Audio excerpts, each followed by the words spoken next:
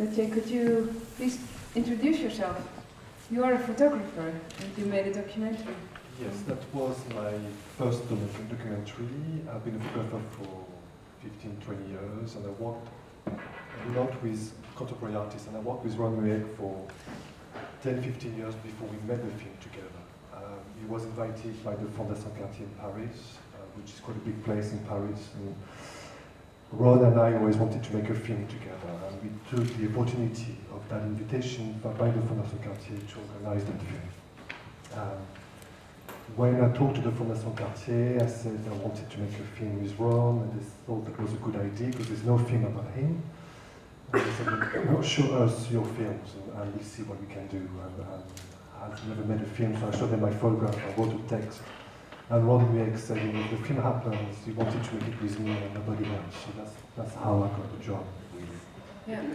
Why did you want to make it with you?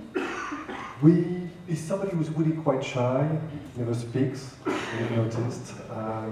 Never will allow the press or media in the studio.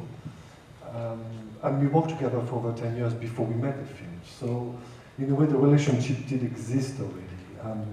It was easy for me to put the camera in the studio, and he almost forgot about me. I could actually go there every week, shoot as much as I wanted to, and that didn't bother him. He gave me carte blanche. I mean, I was really allowed to do everything I wanted to. The only thing he asked me not to do is to interview him. I knew he was going to ask him, and he was going to ask me, so that was fine with me. For a few weeks we talked about it, and I thought maybe if the artist doesn't want to speak, I'll have other people speaking for him. His dealer or the director of the museum, and quite quickly it was clear that if he doesn't want to speak, nobody should speak for him. And the studio is so, that's what it is, it's really so quiet, you hear the radio sometimes, and we thought we should let it go.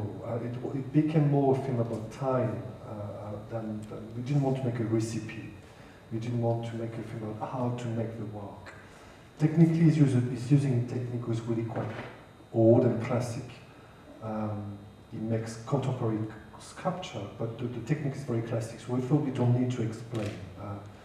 I think by looking and by being in a studio with him, and that's really what I wanted. I was invited in the studio and I wanted to be able to invite you in some way, invite the viewer in the studio. So we had to keep the studio as it was, very quiet.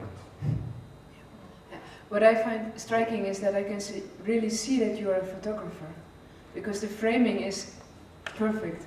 The way you frame the shots, you can see that you have a photographic background, I think. Well, I've used the Canon 5D, which I take photographs with and can make film with. But one of the reasons I wanted to use that camera is because I was completely on my own. Being someone a little bit shy, I didn't want to come with a crew. So I went into the studio like I did when I was doing a photographic project with him. So I just put my camera on the tripod and see what was happening at the time.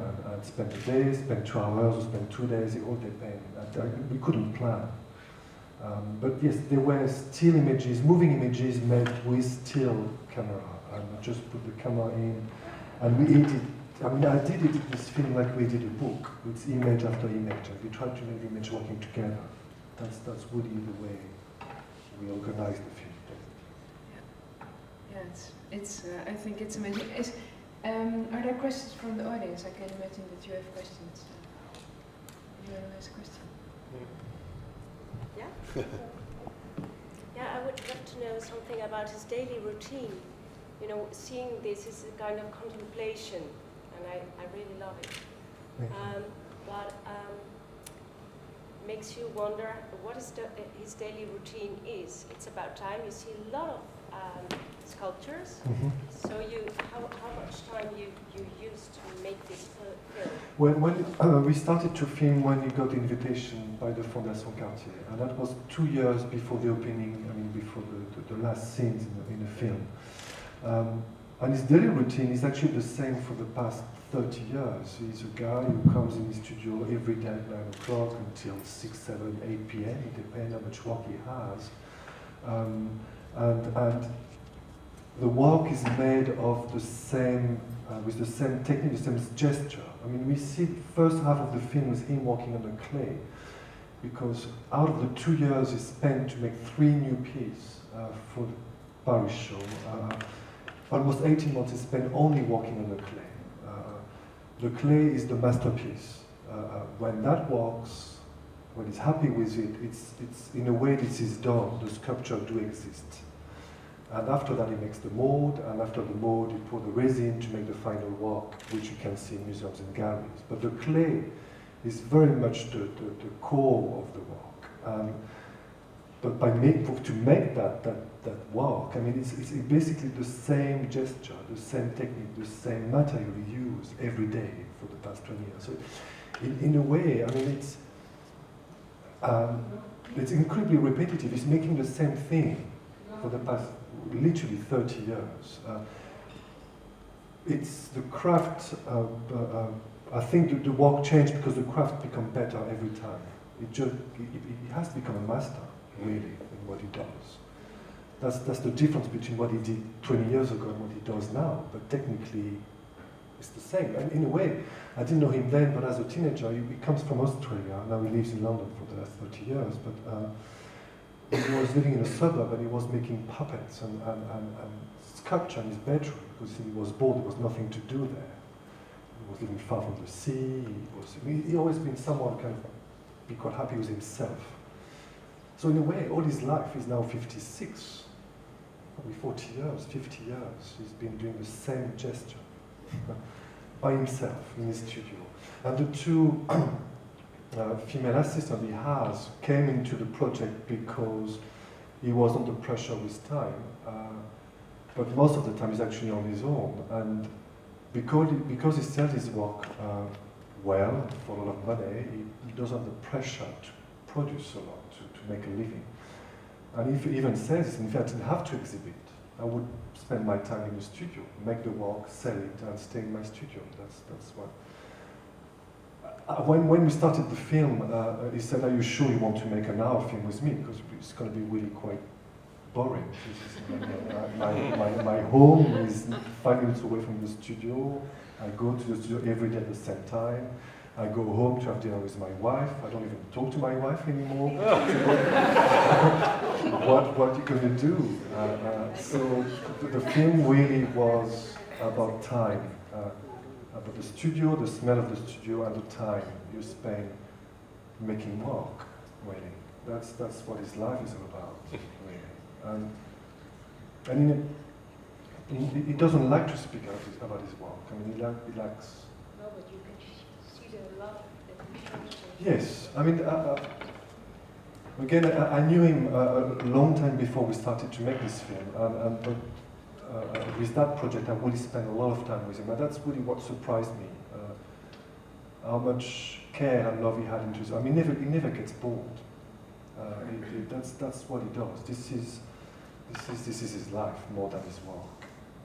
His work is his life, and his life is his work. Really, it's every day is there at the right time, at the same time, and every day he does it, and he never complains.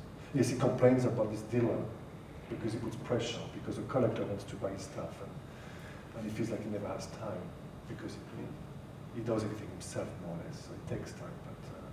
And even now, that's the last time probably we'll see studio because he put a place on the Isle of Wight.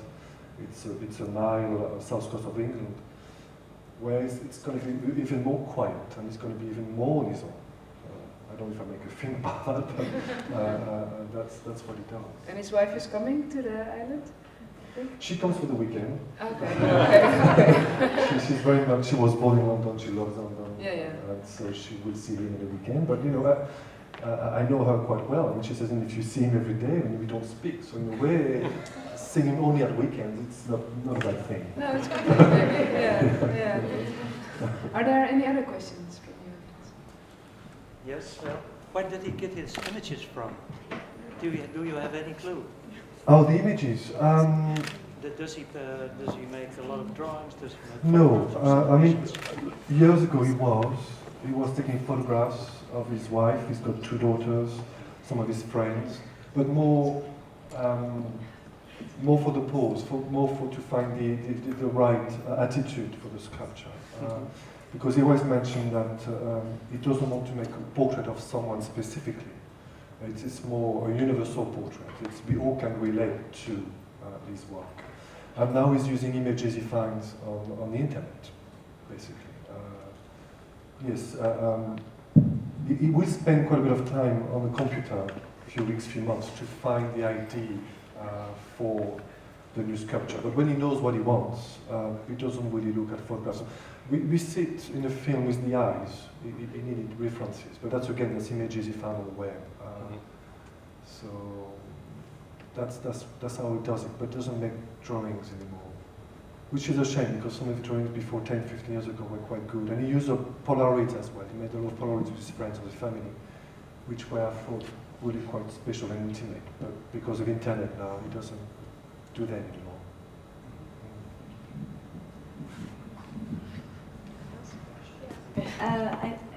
I just first wanted to start with a compliment because I think you captured the process of his work so well, going back and forth also in the steps of making these sculptures and really taking your time to just show that time that it takes. That was really amazing, and I'm really curious to see because everything was still in a way.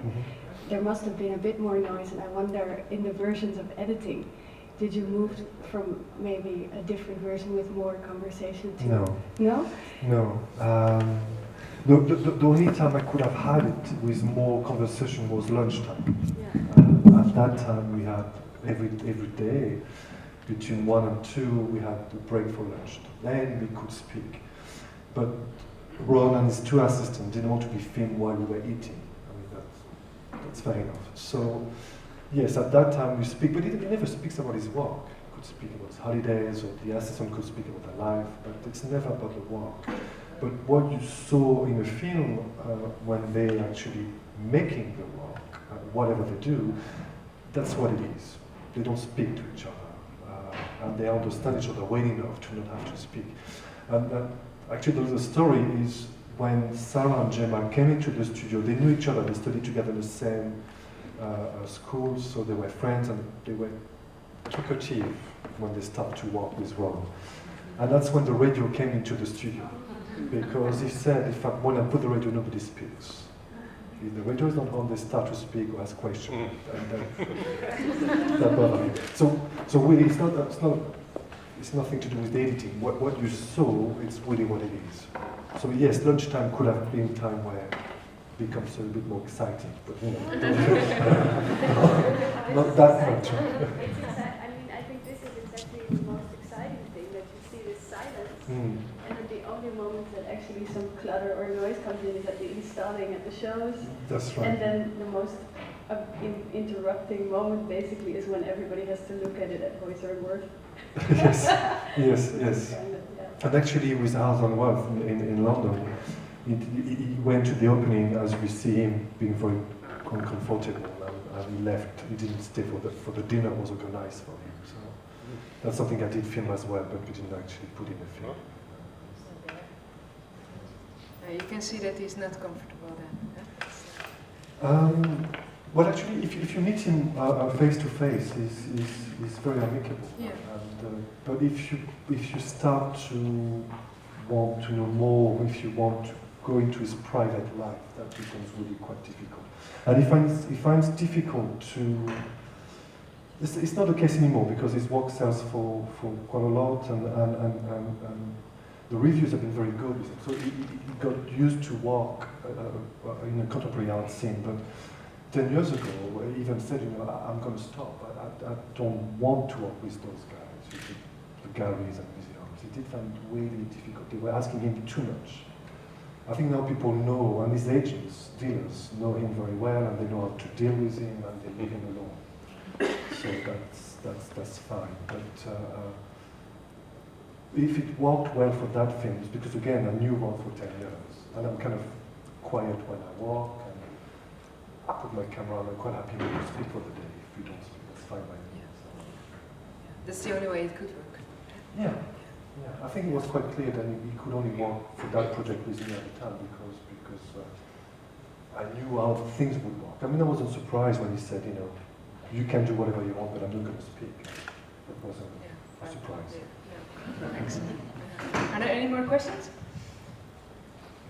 No more questions. I want to thank you very much, Well, Gautier, for Thank this you for beautiful being here. film, and for us that we had the Dutch premiere of this beautiful film. I'm very honored to have you. Thank you. Thank you so very much.